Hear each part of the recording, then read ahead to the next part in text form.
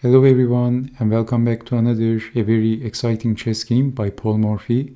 So in this chess game, Morphy had the white pieces and his opponent was Pierre Bonford. This was a blindfolded chess game from 1858 New Orleans. So today is Paul Morphy's birthday and this is why I decided to show a Morphy chess game. So e4, e5, and we have the classic Italian game Evans Gambit b4.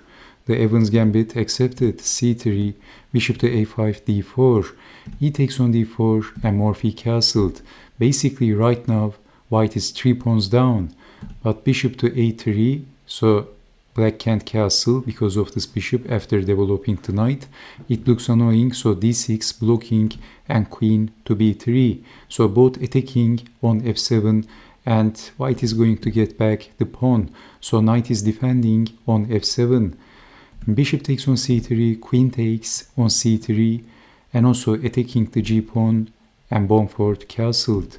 Lining the rook with the queen, knight to g4, kicking the knight, and then capturing, and bishop to e2, keeping the bishop, so f5, f4, fixing and gaining space, plus giving the walking papers to the knight, so knight to c6, and then checking the king, and Morphy's bishops looks perfectly active and they also combine perfectly.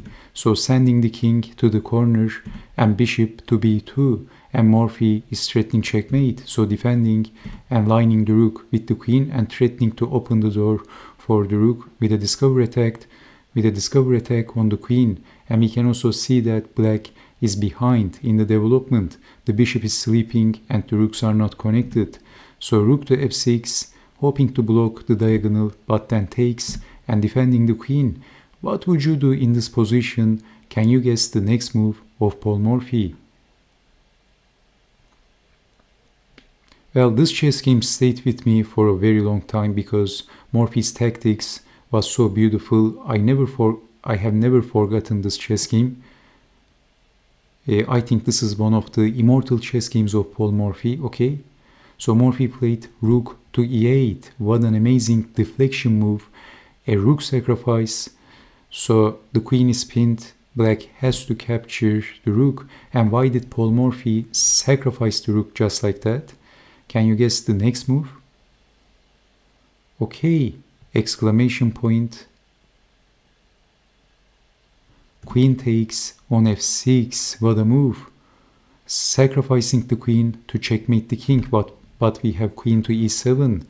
So if capturing the queen, it is very simple. Bishop takes on f6, and this is checkmate. Two bishops checkmate. Beautiful. So we have queen takes, queen to e7, defending the mate threat. And then queen takes on g7 by Paul Morphy. Queen takes on g7. And if bishop takes queen, white is not going to achieve anything. So Morphy pushed the pawn. Amazing and creative tactical ideas by Paul Morphy. Simply threatening to take the queen with the pawn and checkmating the king. And Bonford played queen takes on g2 because of desperation, and we will check out why he was so desperate. If saving the queen, then f7, that's check. And if queen to g7, we can push the pawn and promote the queen, checkmate, the queen is pinned. So if knight to e5, then takes, and we can see that capturing is going to be very dangerous. So queen to e3, that's check, king to h1, and we can see that both threatening to take the pawn and pushing the pawn, promoting the queen. So if queen to h6, we can take, that's check. What else actually? And then pushing the pawn, that's checkmate, the queen is pinned. Okay, so amazing tactics by Paul Morphy. So after f6, if queen to f7, then white can capture the queen, and this position is unplayable. White is going to move the bishop back and then push the pawn. The same story again, and black doesn't have any good defense against this. So this is why Bonford was so desperate. He sacrificed the queen and then the bishop for saving the king. h5, Houston, we got a problem.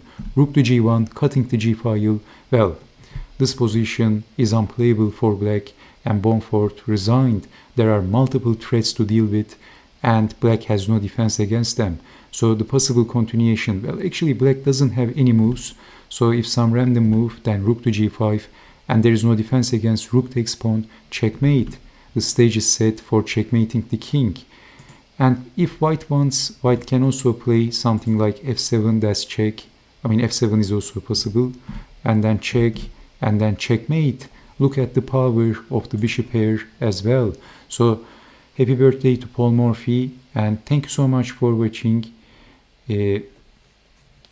Of course, Paul Morphy was born in 1837, I believe, and he passed away in 1884, many years ago, and his chess games are still living.